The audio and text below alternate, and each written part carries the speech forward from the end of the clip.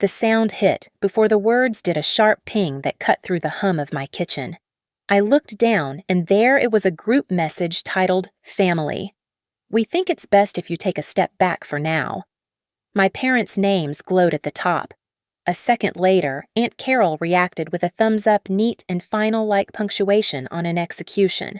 The microwave beeped behind me, but I couldn't taste the dinner anymore. I typed one line, steady hands, steady breath. Understood. I'll step away from the family fund too. I didn't know then that message would bankrupt more than their accounts. 5 years earlier, my father called from a parking lot outside a pharmacy. Rain hammered the roof so hard it sounded like panic. "They won't admit your sister without insurance," he said, voice trembling. "She's not going to make it." I was 27, still saving for graduate school, still believing family meant safety. I opened my laptop, logged into my account, and drained every dollar I had. When Megan pulled through, they called it a miracle. No one said my name.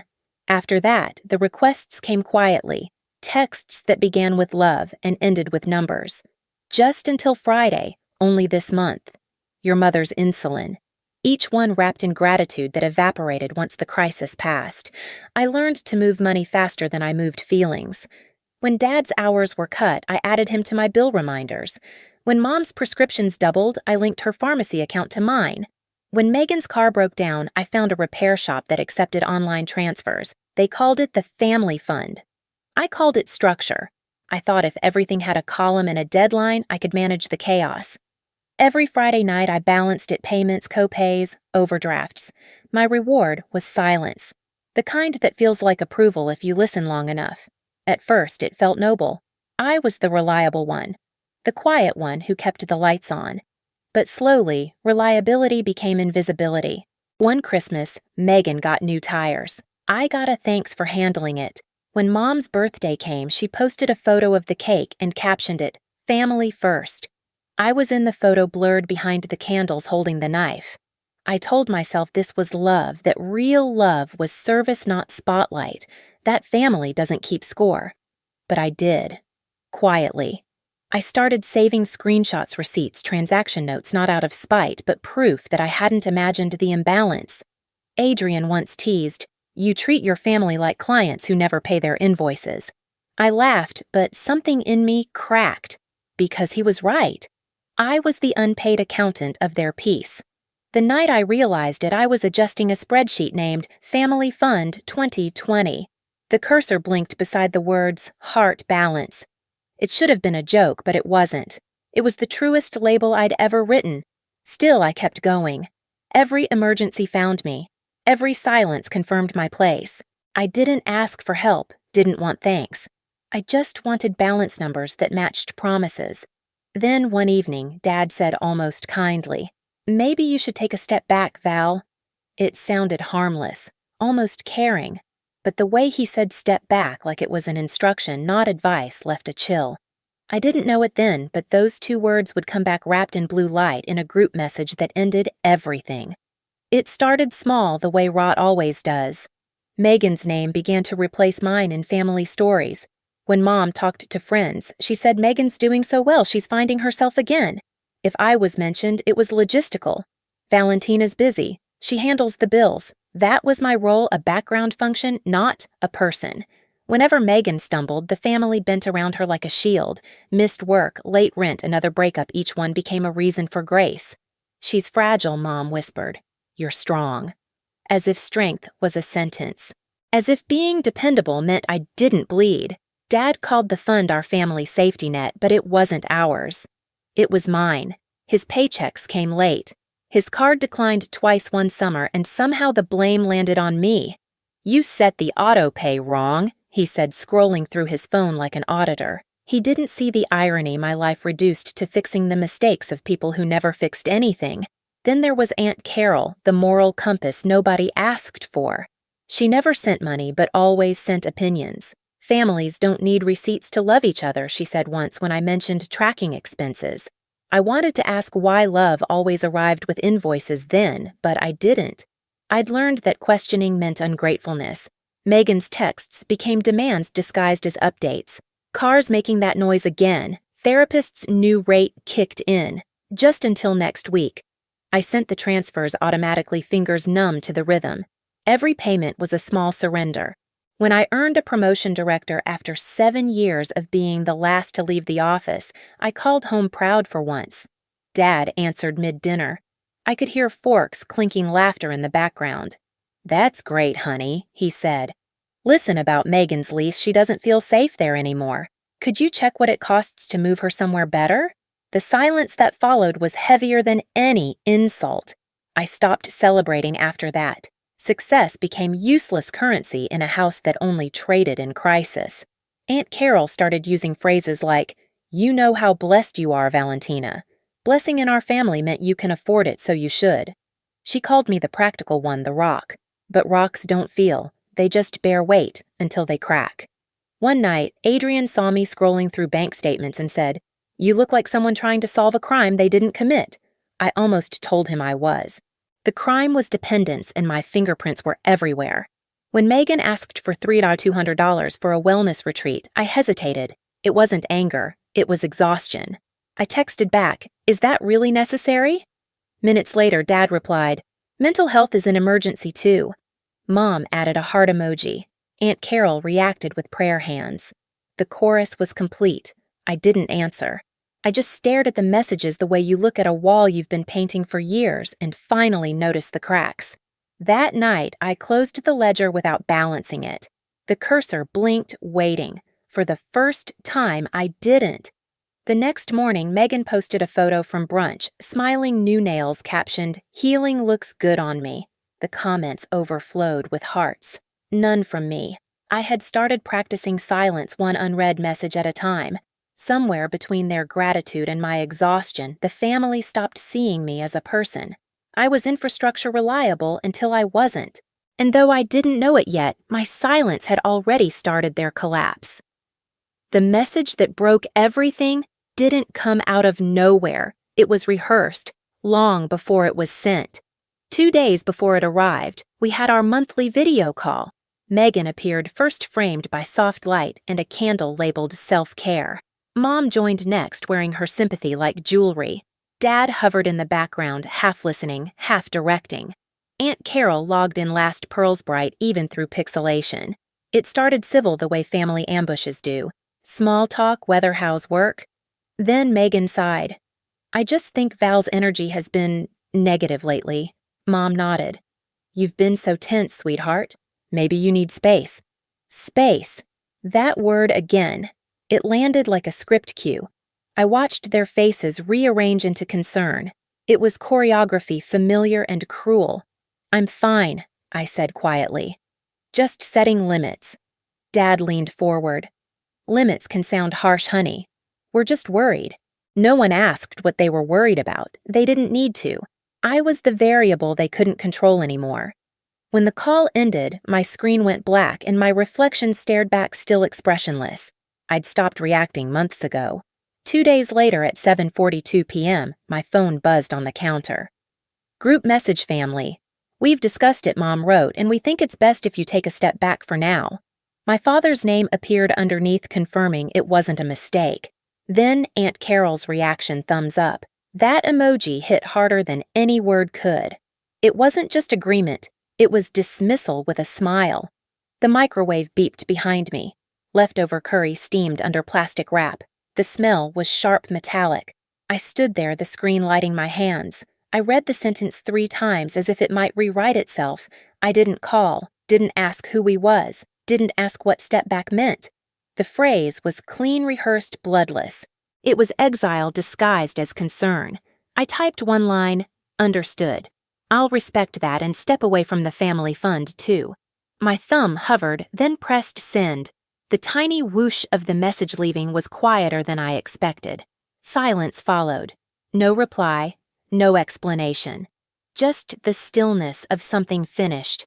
I set the phone down, turned off the microwave, poured the curry into the sink, and let the water run until the steam vanished. At 3:11 a.m., my phone began to vibrate again, once, twice, then endlessly. Unknown numbers, blocked calls, voicemails stacking like debris. I didn't answer. The apartment glowed with blue light pulsing against the ceiling. By sunrise, there were 89 missed calls, Mom's voice on one shaky, tearful. Valentina, this isn't what we meant. You didn't have to please the prescriptions. Dad's on another angry defensive. The bank flagged everything. What did you do? Megan's came last, desperate. You're cruel. You know I need that money. Why would you? I didn't respond. I made coffee instead. By noon, I'd written one note on a scrap of paper. No more emergencies without paperwork. Then I underlined it twice. Aunt Carol texted mid-afternoon. Families need grace, Val. Grace to them was my silence funded by my salary. I looked at her message then at the quiet apartment around me. The fridge hummed. The coffee had gone cold, and for the first time in years I felt something close to peace, small, unfamiliar, but real. Because for once, I wasn't the one holding everything together, and somewhere between the sound of the faucet and the quiet of my phone, I knew they hadn't exiled me.